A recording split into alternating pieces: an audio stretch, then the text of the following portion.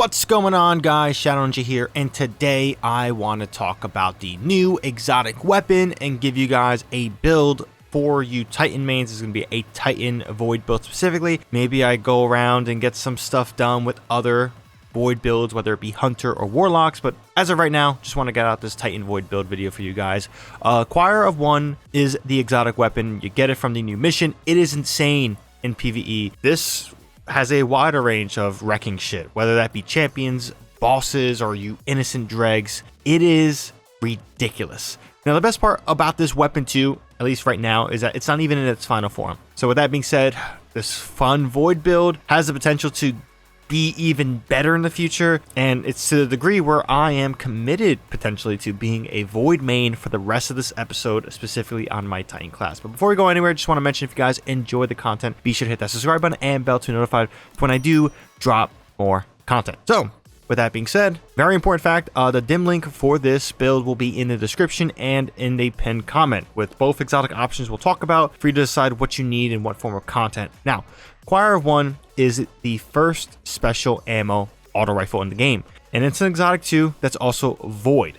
It is absurd that, one, it took so long to get something like this in the game, but also like what this means. At first, I will be honest, seeing it being Void didn't really get me going because of where Void is, and you know, I'm really just using Prismatic and Strand for my Titan. I was gonna be curious to see how this was gonna fit in, and Void on Prismatic, in my opinion, is missing some of that juice that you may want when selecting a Void super like Twilight Arsenal. But just go to the Void subclass, use it, and the full power of this weapon is at full display. Now, in order to get this weapon, first up, you need to complete the Act 3 exotic mission Encore. This is a long one. It is pretty easy to do, but there is an important fact to this. You won't actually be able to get this weapon to drop after a completion unless you have completed the story quest for both Act 1 and Act 2. Some people seem to be bothered by it. I'm kind of neutral. I don't really care. I kind of like, why didn't you get the story stuff done kind of already? It's very, simple, especially at the end of the acts. Just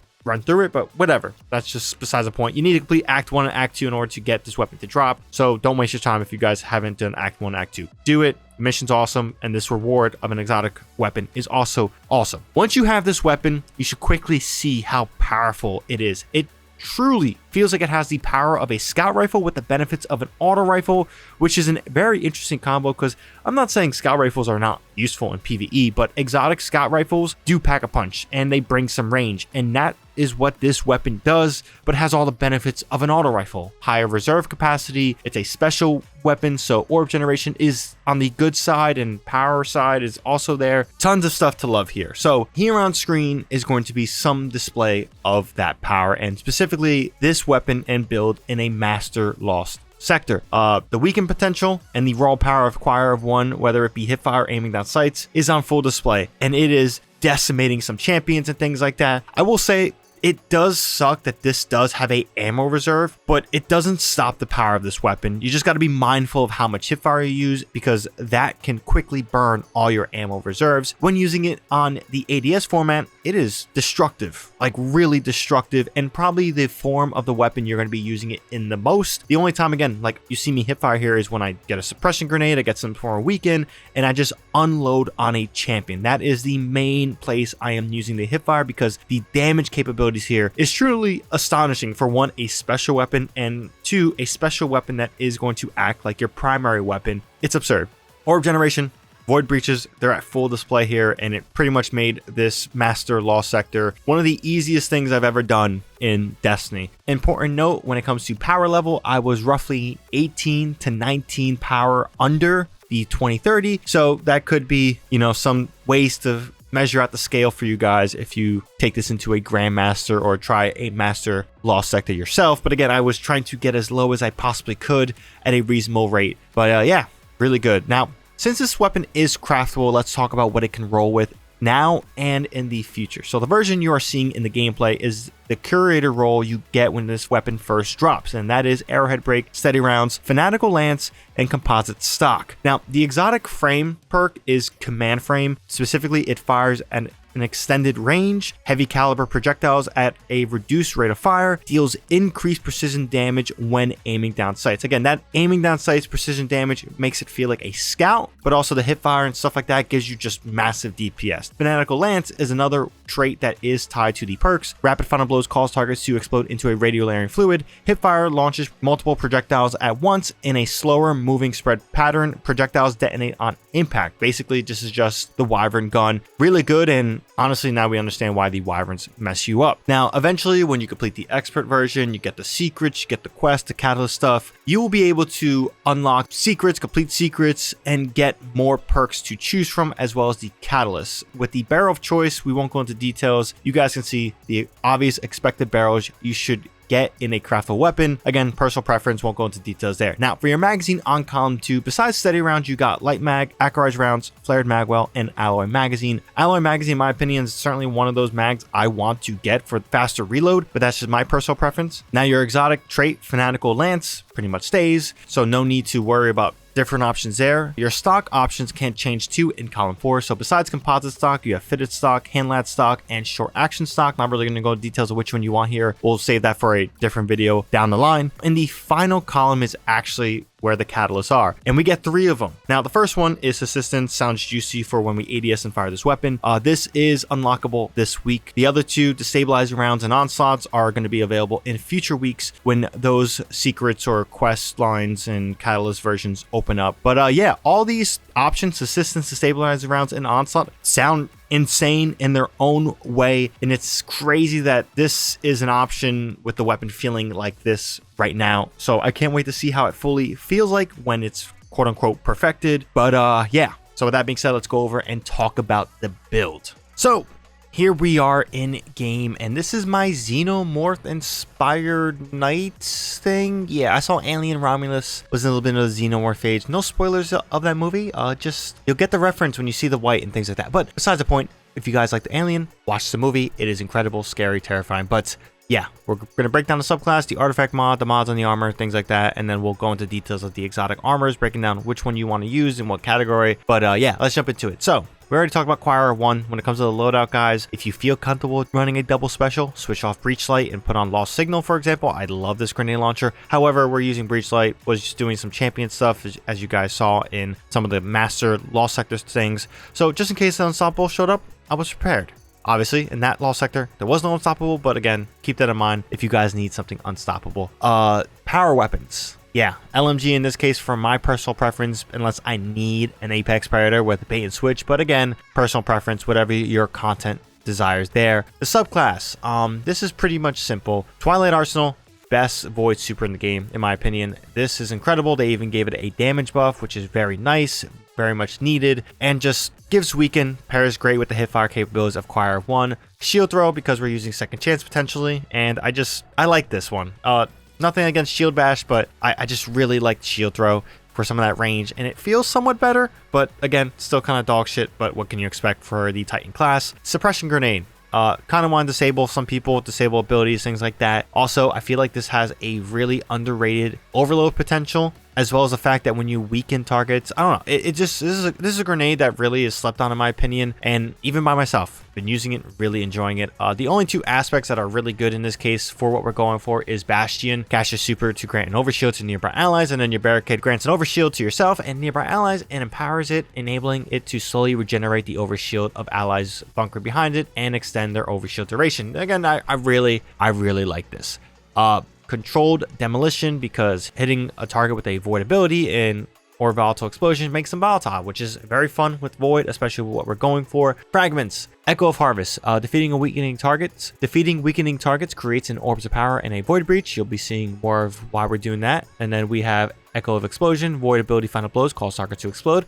More void booms. We love void booms. Echo of Undermining. Your void grenade weakens targets. So as you guys can see, we weaken with our suppression grenade or some of our other stuff. And then Echo of Harvest. Defeating that opponent grants orbs of power and a void breach, and then on top of that, picking up a void breach or an orb of power grants devour, which is one of the most powerful subclass verbiages in the game, and we love it. It's the main reason I'm not using prismatic, because it doesn't have devour. And on top of that, we're seeing with some of the siphons, we're getting orbs of power a lot. This is a special weapon, so it's going to generate a lot more orbs than you traditionally see from primaries. It's really good. When it comes to the mods, we have 2 siphons and a special ammo finder, just to help us with our special ammo economy. God forbid we need it, and God forbid if you're running double special weapons.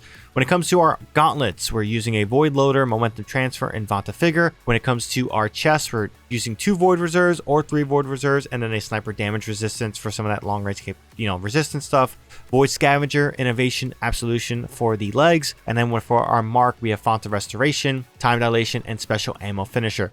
We'll go over the details with the exotics. We have Second Chance and Actium War Rig to talk about, but they deserve their own section to really go over. And then when it comes to our artifact, we got some new mods down below that really focus in on the auto rifle. So Overload auto rifle, which is way better than hand cannon overload. Just gonna take that off because doesn't deserve it. Sustained fire, continuously dealing damage with an auto rifle, grants you damage resistance. I don't know if this stacks with 100 max resilience. I don't think so. More testing and things like that will be needed for me to clarify that, but overall, just having it there, haven't really noticed anything too crazy. And then targeting autoloader, depending on what you're using, if you're not using Actium War Rig, this makes up some ground. If you are using Actium War Rig, this really makes it even crazier. So while you have an auto rifle equipped, defeating combatants reloads your equipped weapon and temporarily increases weapon damage, awards bonus when dealing final blows while surrounded. So this is really good and a must-have artifact mod if you have this Choir of One auto rifle equipped, or just any auto rifle equipped in general. But that's pretty much the subclass. Also, before we go anywhere, I missed the most important artifact perk here, or an artifact perk that would be really great for what we're doing. Expanding Abyss, void sources deal increased damage to weakened targets. Yeah, my bad, I'm missing that one. This is really important, and that's why I kind of had to jump in here with this post editing work and say, hey, put this on. Really good. But yeah, that's all I gotta say. Let's talk about the exotics armor choices you can use and which one you will probably lean for in this build. Don't worry, Dimleak will have both of them, so you guys can interchange whatever you feel is necessary. So, Second Chance and Actium War Rig. Second Chance is going to give you more potential with anti-barrier champions in content that has champions you need to deal with, specifically those champions that you just can't kind of max kill right away and things like that. And then Actium War Rig is just great for auto rifles. It steadily reloads your equipped auto rifle or machine gun. But first up, let's explain Second Chance. So you gain a second charge of your shield throw melee. So instead of having 1, you have 2, and your shield throw melee now weakens targets and becomes shield piercing, stunning anti-barrier champions. When you stun an anti-barrier with the shield throw, you regain a melee charge. So this is really great for sustaining I guess you could say, stun potential with this weapon. With Choir of One, once you stun that barrier champion, you can pretty much unload on them, insta dead. It is kind of hilarious, but again, just keeping some of those constant shield throws there. This is a very solid exotic for very niche purposes, and I do think with this build, it does serve a purpose. Actium War Rig is kind of the more passively amazing auto rifle exotic. So auto loading Link steadily reloads a portion of your equipped auto rifles or machine guns magazine from reserves. It also provides a moderate benefit to the airborne effectiveness stat of auto rifles and machine guns, but that latter half is not really important. The artifact mod with defeating combatants reload your weapon could be a little bit on the overkill side, so that's why I want to give the option of Second Chance as well as that anti-barrier option. But altogether, these are 2 exotics.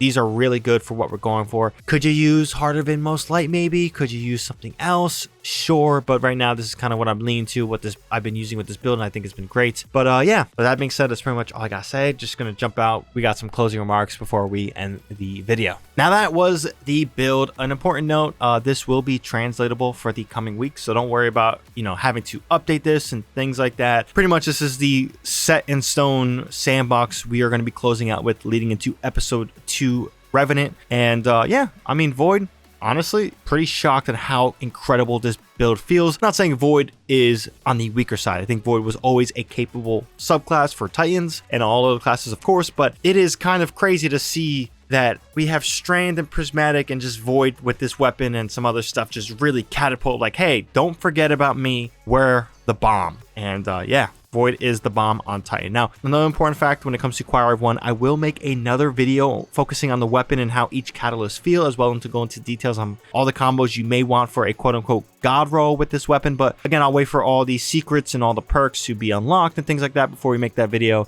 because there's a lot here. And unless Bungie nerfs the overall damage of this weapon, I don't really see it being nerfed anytime soon, at least for this episode. Maybe in Revenant they nerf the overall sandbox potential in PvE, but yeah, it is absurd in PvE and somewhat fun in PvP, but I don't really play PvP much to care about that. But overall, that was the build video. If you guys enjoyed, be sure to drop this video a like, helps out the video a ton. And for more content from me, hit that subscribe button and bell to be notified when I do drop more content. But yeah, hope you guys enjoy this video. Also hope you guys enjoy the rest of your day. With that being said, that's all I got for this one. ShadowNinja here, and I'm out.